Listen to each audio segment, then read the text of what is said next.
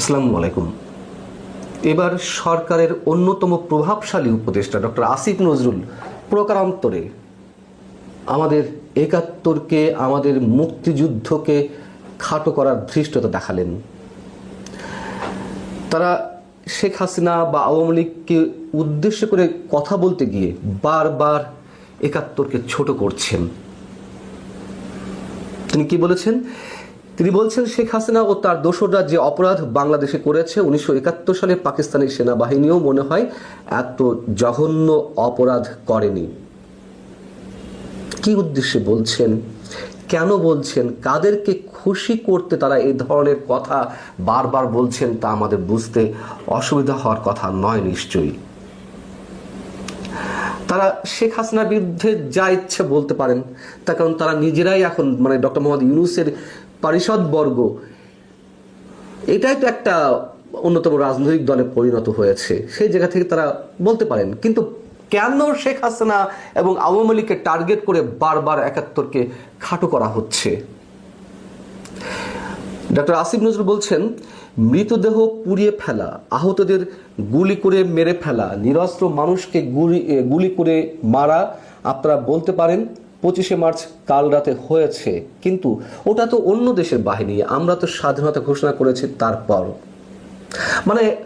পাকিস্তানিরা যে বর্বরোচিত হত্যাকাণ্ড নৃশংসতা ঘটিয়েছে তার আকারটা প্রকারান্তরে ছোট করে দেখানোর একটা চেষ্টা। তিনি বলছেন 1971 ও 2024 সালের দুই ঘটনার পার্সপেক্টিভ আলাদা। 1971 সালে মৃতদেহ পুড়িয়ে ফেলেছে এরকম কোনো ফুটেজ আমি দেখি নাই। 1971 সালে একজন গুলি খেয়েছে, তাকে ধরে নিয়ে যাচ্ছে তার বন্ধু, সেই অবস্থায় তাকে গুলি করেছে। কোনো মুক্তিযোদ্ধার এমন কোনো বর্ণনা আমি পড়ি নাই বা ফুটেজে দেখি নাই। অন্যরকম নৃশংস থাকতে পারে, কিন্তু এরকম নৃশংসতা করেনি পাকিস্তানিরা, করেনি হানাদার বাহিনী, করেনি। কি ভয়ঙ্কর ধৃষ্টতা! ডক্টর আসিফ নজরুলকে নিয়ে কথা বলতে গিয়ে এখন আমাদের ইতিহাসের দিকে ফিরে যেতে হবে। তাকে উদ্দেশ্য করে আমাদের যে ভয়াবহ অভিজ্ঞতাগুলো আমাদের পূর্বপুরুষের, সেগুলো তুলে ধরতে হবে।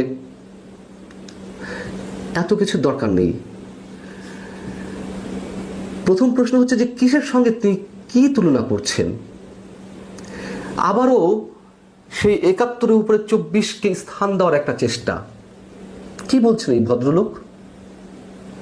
71-এর বর্বরতার সঙ্গে 24-এর কথিত বর্বরতা তিনি মিলাচ্ছেন।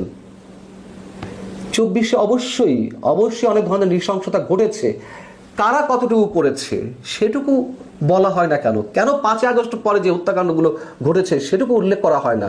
কেন জাতিসংঘের যে হিসেব 1400 মানুষ, সেটিকে শুধুমাত্র 5 আগস্টের আগে অভ্যুত্থানের হত্যাকাণ্ড বলে চালিয়ে দেওয়া হয়? সব বাদ দিলাম, এগুলো পুরনো কথা। তিনি যে 71-এর ভয়াবহতা 24-এর এই নৃশংসতা কিংবা হত্যাযজ্ঞের সঙ্গে মিলাচ্ছেন, আমরা তাকে জ্ঞান পাপী বলবো না কি বলবো? তার পড়াশোনার সীমাবদ্ধতা নিয়ে তো আমাদের এখন প্রশ্ন জাগছে। তেমন কিছু না। আমাদের মুক্তিযুদ্ধের উপরে ইতিহাস ভিত্তিক যেই বইগুলো রচিত হয়েছে, 2-4টে বই পড়লে তো এনাফ, আর কিছু লাগে না। ডক্টর নীলিমা ইব্রাহিমের আমি বীরাঙ্গনা বলছি, এই বইটা যে কেউ পড়ে দেখতে পারেন।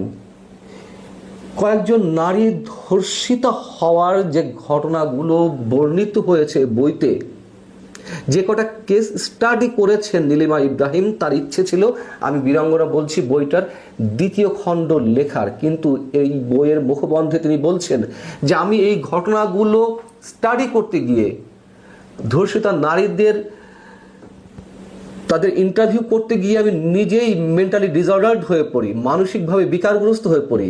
আমি এতটাই অসুস্থ হয়ে পড়ি যে আমি 2য় খণ্ডে হাত দেওয়ার আর সাহস পাইনি।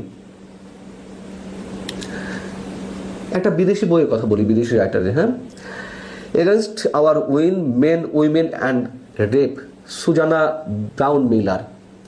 এই বইটা নিউ ইয়র্ক স্টেট লাইব্রেরি গত শতাব্দীর সেরা 10টি বইয়ের মধ্যে একটি বই হিসেবে নির্বাচিত করে, এবং এর মধ্যে বাংলাদেশের মুক্তিযুদ্ধে 4 লক্ষ নারী যে ধর্ষিতা হয়েছেন তাদের যে রোমহর্ষক কাহিনী এই বইতে উঠে এসেছে।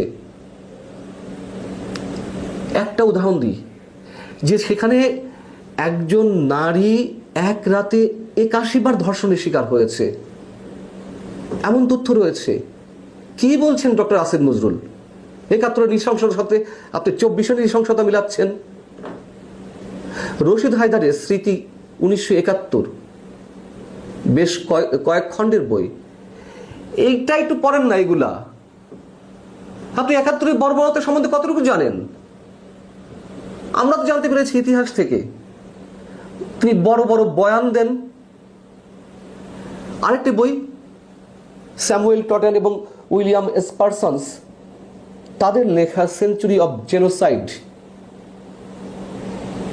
এই বইতে বাংলাদেশের গণহত্যার যে চিত্র উঠে এসেছে, সেখানে কিভাবে 24কে স্থান দেওয়া হবে, এটা কিসের সাথে কি তুলনা দেন? এরা 2000 মানুষ হত্যাকাণ্ডের শিকার হয়েছে, তারপরেও কারা মেরেছে, কতটুকু মেরেছে, সেগুলো হিসাব নিকাশ না করে এইটাকে তিনি বর্বরতার সঙ্গে তুলনা দিচ্ছেন 71-এর।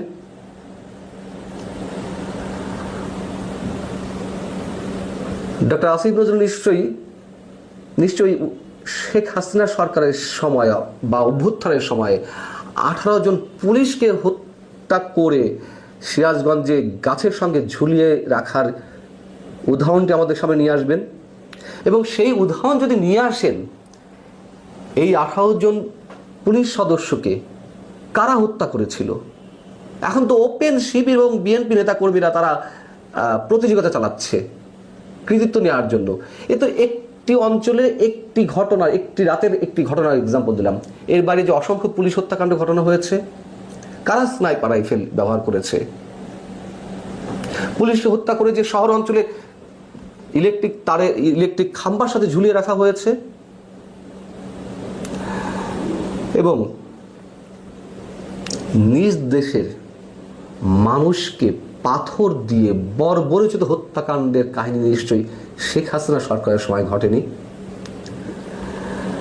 বাবা মায়ের সামনে গ্যাংরেপ করা, যেমন বাগেরহাটের ছবি রানী বিশ্বাস কিংবা সিরাজগঞ্জের পূর্ণিমা শীলদের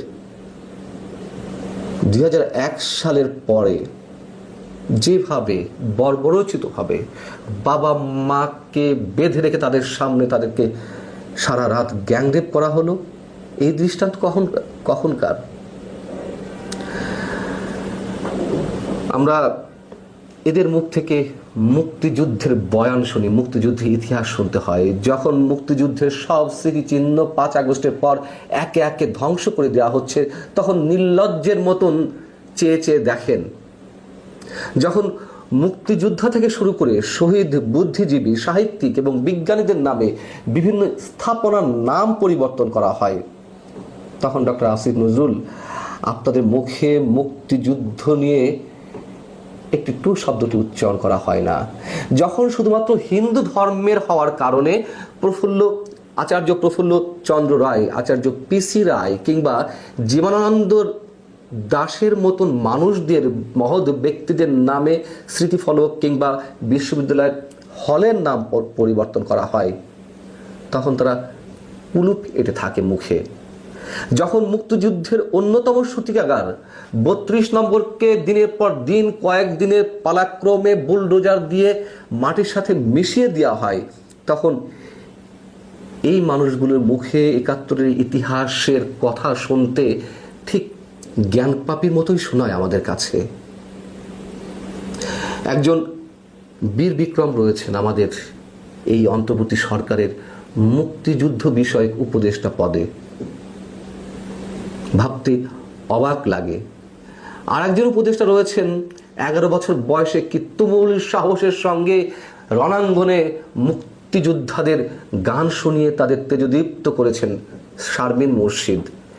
এদের কথা ভাবতে আমাদের অবাক লাগে। তার কারণ একটা পদবীর জন্য এরা সব কিছু মুখ বুঝে সহ্য করতে রাজি আছেন। যুদ্ধাপরাধ ট্রাইব্যুনালে অভিযুক্ত যুদ্ধাপরাধীদের যিনি মূল আসামি, অ্যাডভোকেট তাজুল ইসলাম, তাকে করা হয় রাষ্ট্রপক্ষের চিফ প্রসিকিউটর। ইনারা আবার শোনান মুক্তিযুদ্ধের ইতিহাস। তাদের কণ্ঠে তো মুক্তিযুদ্ধের ইতিহাস বিকৃত হবেই, তাতে অস্বাভাবিক কিছু নয়। মূল বিষয় হচ্ছে দুটো।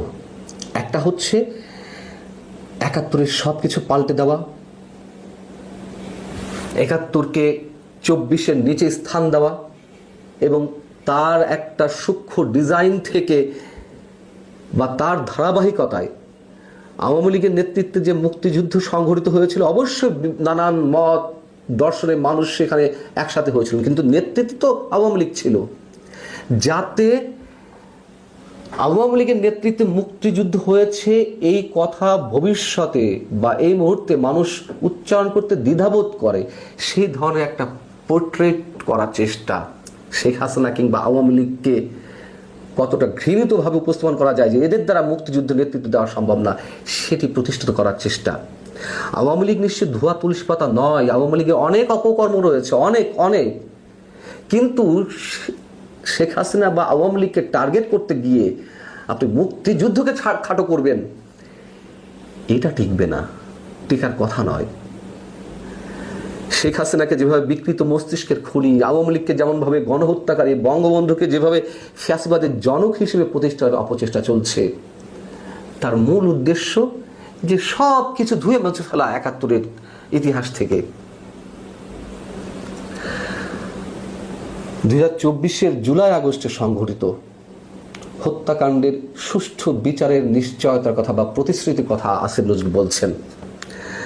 যখন তখন যার তার নামে হত্যা মামলা দেওয়া, গড়ে পাইকারি হারে হত্যা মামলা দেওয়া, হত্যাকাণ্ডে মৃত ব্যক্তিকে যেভাবে চিহ্নিত করা হচ্ছে সেই মৃত ব্যক্তির জীবিত ফিরে আসা, বিচারের জন্য সময়সীমা বেঁধে দেওয়া, এগুলো সুষ্ঠু বিচারের নমুনা।